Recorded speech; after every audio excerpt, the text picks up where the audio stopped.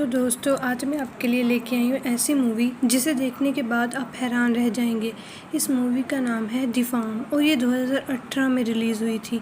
Movie की IMDb rating काफ़ी कम है, लेकिन हॉरर और थ्रिलर लवर के लिए ये मूवी काफ़ी अच्छी है। मुझे लगता है कि आप लोगों को ये मूवी बहुत पसंद आएगी। आप लोगों को इसे देखना भी ज़रूर चाहिए। अगर आप चैनल में नए हैं तो इसे प्लीज़ सब्सक्राइब कर दीजिए।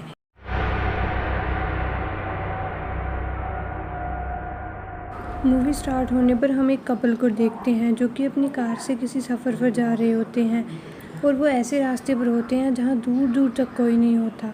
नोरा एली की गर्लफ्रेंड होती है और वो काफ़ी लंबे समय से ट्रैवल कर रहे होते हैं, जिसकी वजह से नोरा को वॉशरूम जाना होता है। वो एक टाउन में पहुंच जाते हैं जहां एलिक अपनी गाड़ी को रोक लेता है।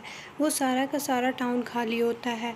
नोरा को वहां पर कुछ सामान और टूटे फ़ोन मिलते हैं, पर नोरा को ये नहीं पता होता कि उसे कुछ ही दूरी पर एक इंसानी खोपड़ी पड़ी हुई है जो कि उसे नहीं दिख पाती। इसके बाद वो उस खंडर पड़े टाउन से आगे निकलते हैं, पर एलिक को ये नहीं पता होता कि आखिर ये रास्ता जाता कहाँ है, क्योंकि उसने जल्दी पहुंचने के चक्कर में शॉर्टकट ले लिया था।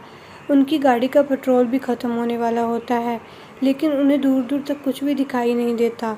फिर कुछ दूर जाने के बाद फाइनली उन्हें एक रेस्टोरेंट मिलता है जहाँ पर वो रुकते हैं और अपना ब्रेकफास्ट करते हैं। उस रेस्टोरेंट में एक आदमी उन दोनों को घूर रहा होता है और जब वो वापस जाते हैं तो वो नोरा को रोक लेता है और उससे कहता है कि वो दोनों यहाँ पर सेफ नहीं हैं।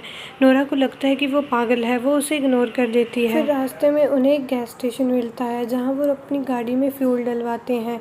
उस गैस स्टेशन का मालिक उनसे कहता है कि आगे जाने पर उन्हें कुछ कैबिन मिलेंगे जहाँ पर वो रात बिता सकते हैं। फिर वो उस स्टेशन से चले जाते हैं।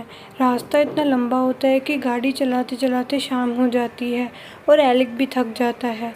फिर रास्ते में उन्हें वही कैबिन मिलते हैं जहाँ पर वो रुक जाते हैं। कैबिन के अंदर जाने पर उन्हें एक आदमी मिलता है जो कि देखने में बहुत अजीब लग रहा था।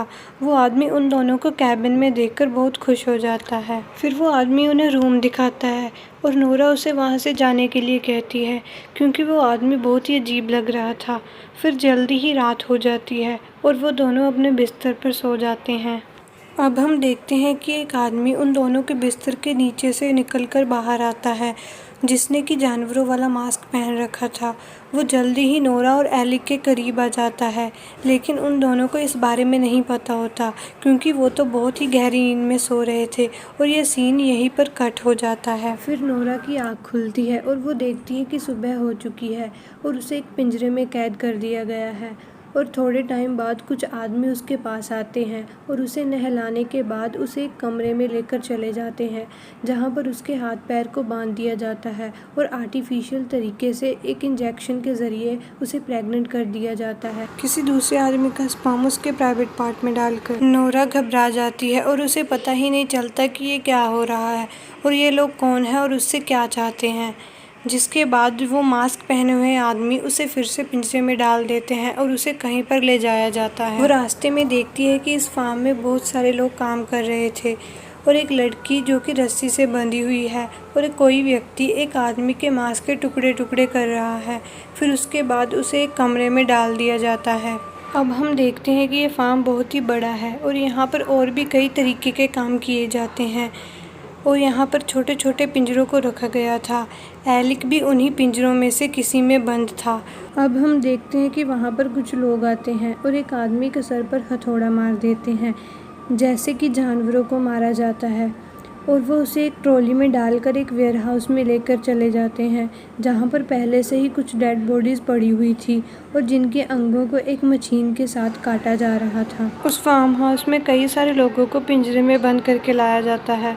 फिर हम देखते हैं कि एक मास्क वाला आदमी कैबिन ओनर के पास जाता है जहाँ पर वो सभी को ऑर्डर देता है कि खाना जितनी जल्दी हो सके बन जाना चाहिए क्योंकि ये खाना 80 लोगों को परोसा जाएगा और ये खाना इंसानी मांस से बन रहा था। फिर कैबिन ओनर को फ़ोन आता है कि कोई व्यक्ति उनके वहाँ पर आने वाला है और जिसके लिए उन्हें स्पेशल फूड रेडी करना था। ये एक ऐसा फार्म था यहाँ पर जानवरों को नहीं इंसानों को रखा जाता था और यहाँ पर औरतों का दूध निकालकर उसे सप्लाई किया जाता था और इंसानी मांस को भी काटकर कहीं पर सप्लाई किया जाता था और ये सारा गैर कानूनी काम कस्टमर के ऑर्डर पर ही होता था।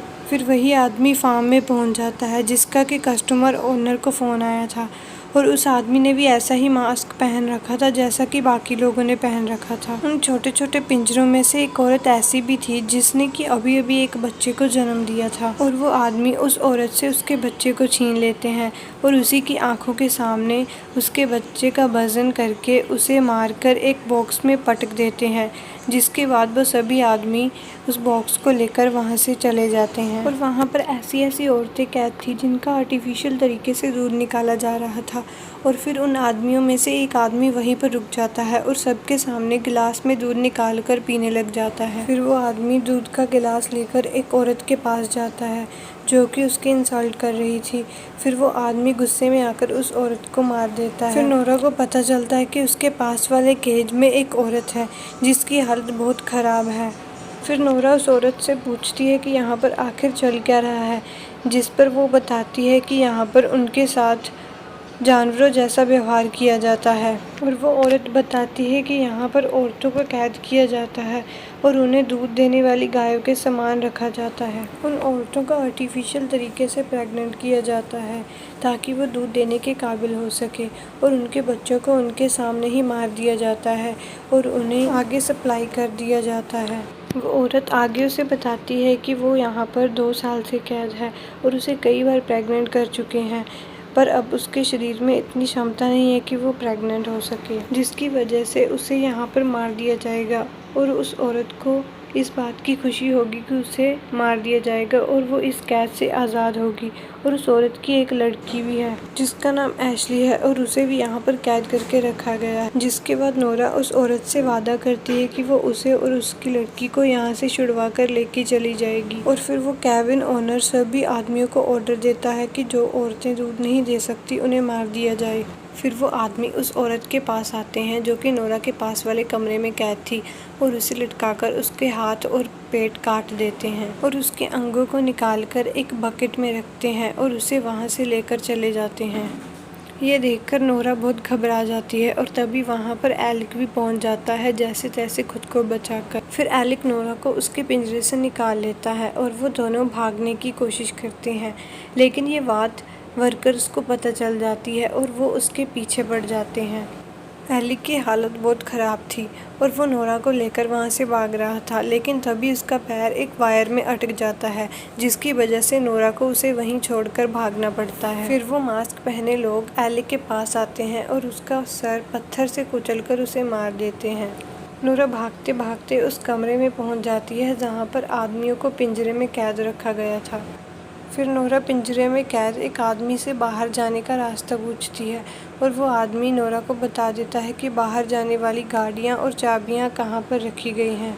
नोरा उस आदमी के बताए अनुसार जैसे कैसे करके गाड़ियों तक पहुँच जाती है, लेकिन फार्म के लोग जल्दी ही वहाँ पहुँच जाते हैं, जिसकी वजह से नोरा को भागना पड़ता है। ये फार्म बहुत बड़ा था। नोरा भागते भागते एशली के पास पहुंच जाती है और उसे भी अपने साथ भगा लेती है। फिर भागते भागते वो दोनों एक बस के पास पहुंच जाती हैं, लेकिन उस बस की चाबियां उस घर में पड़ी होती हैं। नोरा को उस पिंजरे में बंद आदमी ने बताया था कि चाबियां कहाँ पर पड़ी होती हैं।